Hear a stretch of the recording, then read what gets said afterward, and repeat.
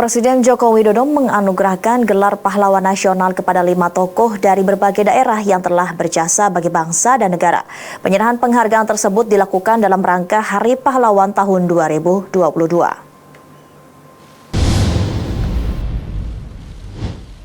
Presiden Joko Widodo menganugerahkan gelar pahlawan nasional kepada 5 tokoh yang dinilai berjasa bagi bangsa dan negara.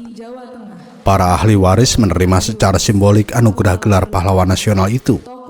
Kelima tokoh tersebut diberikan gelar pahlawan nasional berdasarkan keputusan Presiden Republik Indonesia nomor 96/TK tahun 2022 yang ditetapkan pada tanggal 3 November 2022. Adapun kelima tokoh tersebut, pertama Dr. HR Soeharto dari Jawa Tengah. Ia merupakan dokter pribadi dari Presiden Soekarno. Ia juga mendirikan Perkumpulan Keluarga Berencana Indonesia (PKBI) yang menjadi cikal bakal lahirnya Badan Kependudukan dan Keluarga Berencana Nasional (BKKBN). Kedua, Kanjeng Gusti Pangeran Adipati Aryo, KGPAA Pakualam ke-8 dari Daerah Istimewa Yogyakarta. Pakualam ke-8 merupakan mantan wakil gubernur DIY. Semasa hidup ia dinilai memiliki jasa besar, terutama dalam perjuangan kemerdekaan Indonesia. Ketiga, Dr. R. Rubini Natawisastra dari Kalimantan Barat.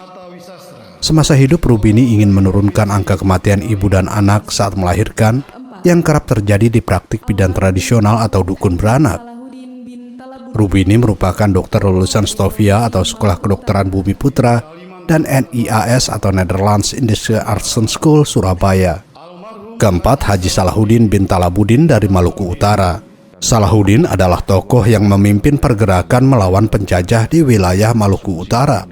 Ia berkali-kali ditawan pihak Belanda dan dikurung lalu disiksa di penjara Sawah Lunto, Nusa Kambangan, hingga ke Bovendigul. Kelima, Kiai Haji Ahmad Sanusi dari Jawa Barat, yang merupakan pendiri Al-Ittihadiyatul Islamiyah (AII), organisasi yang aktif bergerak dalam bidang pendidikan, sosial, dan ekonomi. Pada awal pendudukan Jepang di Indonesia, AII dibubarkan. Ia kemudian mendirikan Persatuan Umat Islam Indonesia (PUII). Semasa hidup, ia juga pernah menjabat sebagai anggota Badan Penyelidik Usaha-Usaha Persiapan Kemerdekaan Indonesia (BPUPKI) pada tahun 1945. Acara tersebut diakhiri dengan pemberian ucapan selamat dari Presiden Joko Widodo beserta para tamu undangan terbatas lain kepada para ahli waris penerima gelar pahlawan nasional.